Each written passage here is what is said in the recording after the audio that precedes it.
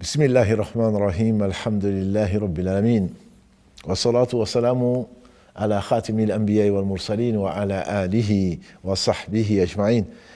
Les louanges, les remerciements, les éloges appartiennent tous à Allah, en dehors duquel il n'y a point d'être digne d'adoration. Il s'est interdit l'injustice, et il a interdit l'injustice entre nous. Ce beau hadith Qudsi, hadith saint, sacré, que Abu Dhar, l'ascète de cette communauté, a rapporté de son prophète auquel il croyait et de son ami Muhammad sallallahu alayhi wa sallam, hadith consigné par l'imam Muslim, donc c'est un hadith qui est authentique, dans lequel Allah s'est interdit l'injustice, trop élevé qu'il est, subhanahu wa ta'ala, pour prendre le droit de qui que ce soit.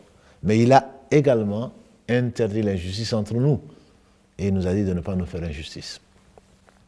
Le prophète Muhammad sallallahu alayhi wa sallam, au cours de son dernier pèlerinage, son discours d'adieu, comme on l'appelle, il a dit, n'est-ce pas, que Allah a interdit de prendre les droits des uns et des autres.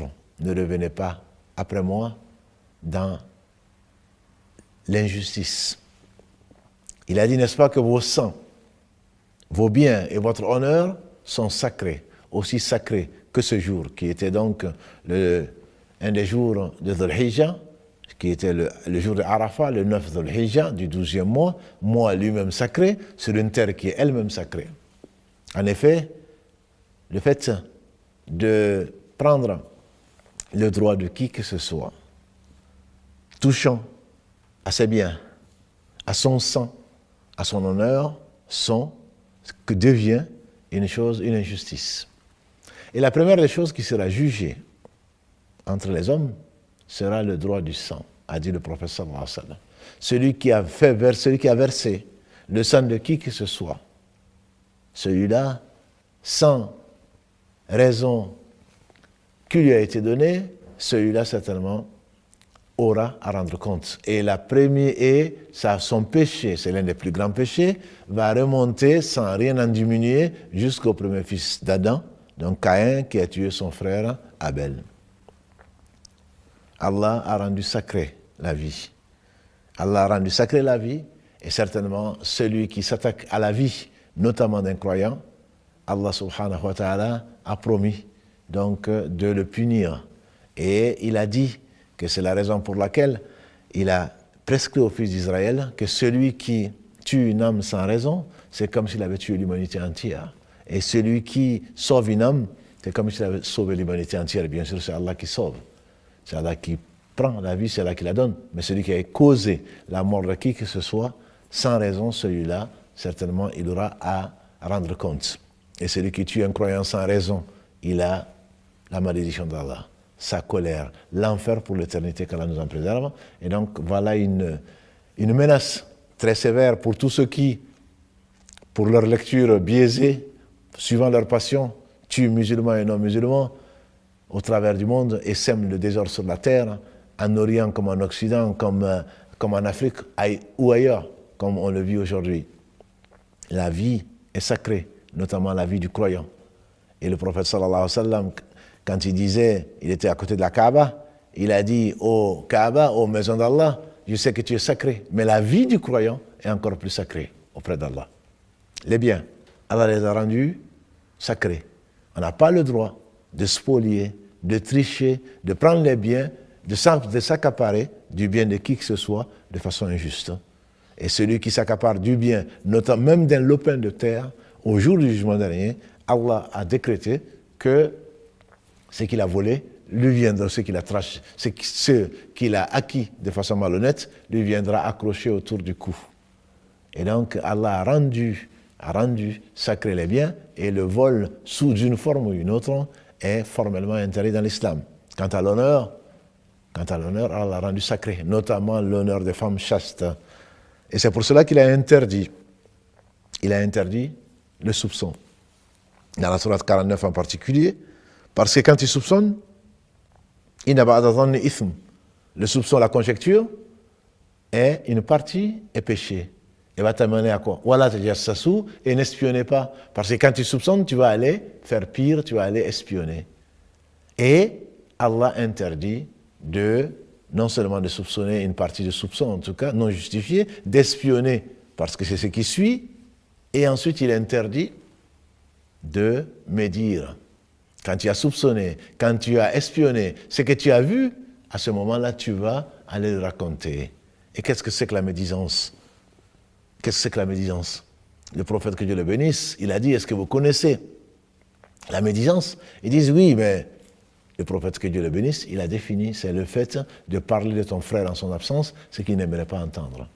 Tu as vu des choses, tu vois, au lieu d'aller le conseiller, au lieu de te taire, au lieu de baisser les yeux dessus, au lieu de fermer les yeux dessus, quand ça ne concerne pas, bien sûr, le droit des autres, au lieu de conseiller ton frère, la religion, c'est le bon conseil, non, tu vas aller le raconter aux gens. Ils ont dit, quand le prophète l'a défini, il dit, c'est le fait de dire de ton frère, en son absence, ce qu'il n'aime pas. Ils ont dit, mais si ce que je dis est vrai, il dit, mais justement, si ce que tu dis est vrai, c'est ça la médisance. Parce que si ce que tu dis est vrai, ce n'est qu'une pure abomination, une calomnie. Et donc, demain, les gens viendront. De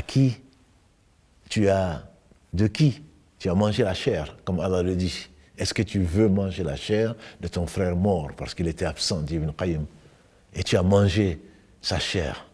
Et donc là, il va prendre tes bonnes actions, et tu deviens mouflis, comme l'a dit le prophète, que Dieu le bénisse. Est-ce que vous connaissez le mouflis? Est-ce que vous connaissez l'insolvable? Là, ils ont dit, l'insolvable, c'est celui qui n'a ni dirham, ni dinar. Il n'a ni euro, ni dollar, on dirait aujourd'hui. Il a dit non, le mouflis, l'insolvable de ma communauté, c'est celui qui viendra avec beaucoup de prières, beaucoup de jeûnes, beaucoup de bonnes actions, mais il a frappé un tel. Il a insulté tel autre. Il a pris le droit de tel autre. Allah va prendre de ses bonnes actions et il va le leur donner. Et s'il n'en a plus, Allah va prendre de leurs péchés, il va le mettre dessus et il va tomber en enfer, qu'Allah nous en préserve. Et donc, cette injustice sous toutes les formes, le fait de prendre le droit de qui que ce soit de l'époux, que ce soit du père, que ce soit de l'enfant, que ce soit du voisin, du musulman, du non-musulman, va valoir au jour de la résurrection, va valoir pour le musulman. Je dirais même le croyant, dans la mesure où Allah a accepté ce qu'il a fait. Le prophète, que Dieu le bénisse, a dit, donc celui qui a pris le droit de quelqu'un d'autre, Allah va prendre de ses prières, ça veut dire qu'Allah a accepté ses prières. L'hypocrite, Allah ne va pas accepter lui, parce que ce n'est pas un croyant. Allah a accepté son jeûne, donc il l'a fait, et ça remplit les conditions. Et c'est le pauvre, je dirais, c'est lui qui est l'histoire du seau troué. On prend un seau pour aller récupérer de l'eau, mais le seau il est troué, le fond il est troué. On pense ramener de l'eau, quand on arrive à la maison, il n'y a plus d'eau. Parce qu'on a laissé sur la route toute l'eau. Et c'est celui qui a passé cette vie pensant bien faire, et en réalité, il a mangé la chair d'un tel, il a pris le bien de tel autre, il a sali l'honneur d'un autre, et c'est ainsi qu'il va se retrouver perdant, et il va se retrouver en enfer, qu'Allah nous en préserve. Donc la pire des injustices, c'est le fait d'associer à Allah ce dont il se passe. Allah dit subhanahu wa ta'ala, inna Allah la yaghfiru an yushraka bihi wa yaghfiru ma duna dhalika liman yasha. Allah ne pardonne pas qu'on lui associe, qu'on lui donne un égal, un semblable, un opposé, un associé. Mais en dehors de cela, il pardonne à qui il veut.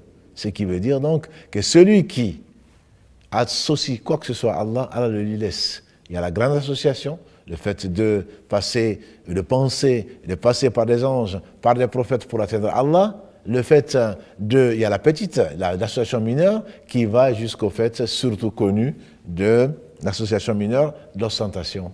On fait pour Allah, mais on fait aussi pour autres. On fait pour Allah, on fait également, on espère aussi qu'on va nous voir, qu'on va nous montrer, qu'on va nous féliciter. Et donc, le jour du jugement dernier, Allah dira, allez-y rechercher la récompense auprès de ceux pour qui vous avez fait cette chose-là. Et en réalité, on ne va pas, bien sûr, personne ne récompensera ce jour, si ce n'est le roi des rois, et ce sera Allah seulement seul. Et comme on ne l'a pas fait que pour lui, il dit dans un autre hadith Qudsi, je suis celui qui se passe le plus d'associés. Celui qui m'associe dans une œuvre autre, je le laisse à celui qu'on m'a associé. Et donc ce jour-là, les gens seront tristes, des gens seront tristes, dans la mesure où ils comptaient sur la récompense de certaines choses et ils ne l'auront pas. et qu'Allah subhanahu wa ta'ala ne nous compte pas parmi les sots, des gens qui donnent et en fait, en réalité, ils se débarrassent de leurs bonnes actions qui donnent à d'autres qu'eux.